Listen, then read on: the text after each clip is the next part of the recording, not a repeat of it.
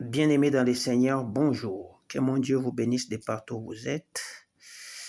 En ce jour, je voudrais vous apporter cette nouvelle pour nous avertir.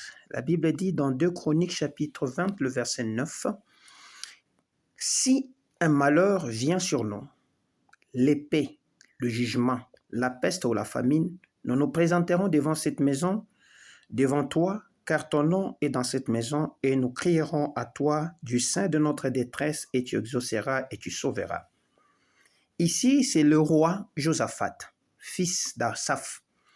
Il était roi de Juda, et 3 armées énormes arrivaient contre lui, Moab, Ammon et les habitants de la montagne de Séhir. Humainement parlant, c'était fini pour lui. Au lieu de paniquer, il a rassemblé tout le peuple au temple et a fait cette prière publique. Et le verset 9 fait partie de cette prière. Et c'est ce que je veux t'avertir.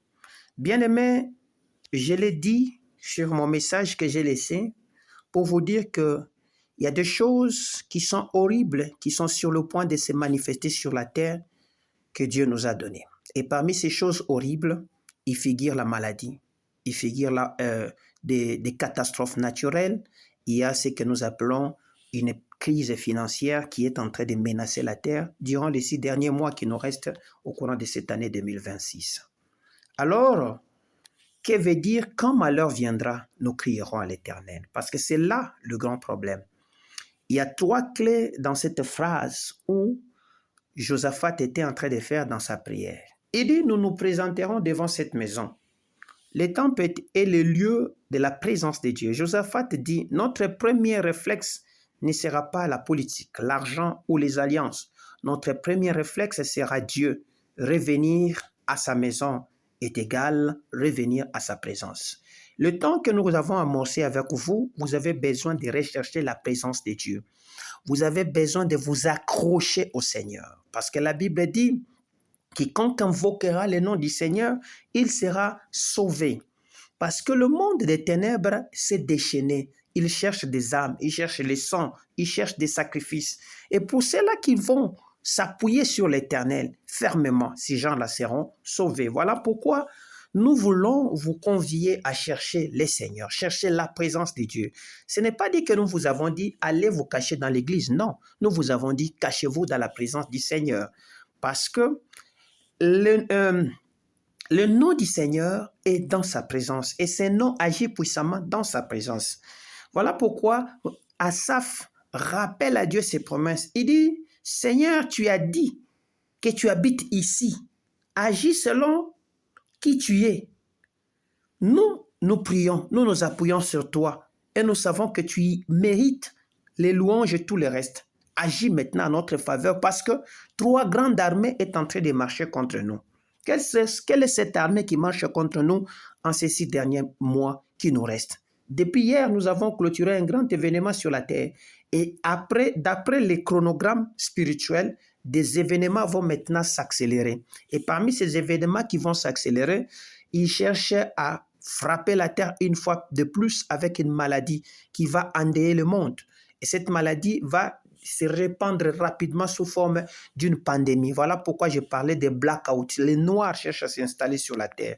La deuxième des choses, c'est quoi? C'est qu'il y a, vous voyez, les pics de chaleur que le monde va connaître, est en train de connaître, ça va se faire suivre par des inondations graves qui vont venir à partir du mois de septembre, du mois de novembre, d'octobre, quand les pluies vont revenir, et ça sera, les gens risqueront de pleurer, même dans des pays industrialisés là-bas. Vous verrez beaucoup d'eau, vous voyez. Voilà pourquoi. Et la troisième des choses, c'est la crise financière on cherche à provoquer une crise financière pour que des nouvelles alliances soient conclues, pour que les pays qui se disent soi-disant riches puissent s'appuyer sur des pays pauvres, afin qu'ils puissent maintenant conclure de nouvelles alliances pour que les faibles dépendent toujours des forts. Et pourtant, les lois que le Seigneur cherche à mettre au point sont en train de défier ces choses là-bas. Voilà pourquoi je veux que moi et toi, nous puissions crier à Dieu au sein de cette détresse qu'il cherche à mettre sur nous. Le cri, c'est la prière d'urgence, celle qui vient du cœur quand on n'a plus de solution. Parce que les choses qu'il cherche à envoyer n'auront pas de solution humainement parlant. alors nous avons besoin de commencer à crier pour que la solution nous vienne de Dieu. Dieu n'est pas gêné quand nous crions, mais au contraire, il entend. Voilà pourquoi il dit, il conclut sa prière, il dit, tu exauceras et tu sauveras. C'est lui qui crie et celui-là, quand il crie, le Seigneur l'exauce, le Seigneur aussi l'entend. C'est une déclaration de foi que moi je vous convie à faire pendant ce moment. C'est une déclaration non pas de la peur, mais c'est une déclaration où nous croyons et nous avons confiance, nous disons que Dieu va nous répondre. Voilà ce que moi je veux que nous puissions faire avec vous. Parce que le malheur peut prendre beaucoup de formes aujourd'hui. La maladie, les dettes, le chômage, le conflit familial, de mauvaises nouvelles. Le malheur peut prendre cela. Mais nous avons le principe, revenir à Dieu, rappeler à Dieu ses promesses, crier sincèrement et croire qu'il va sauver. Voilà les principes, comme Josaphat l'avait fait, vous voyez.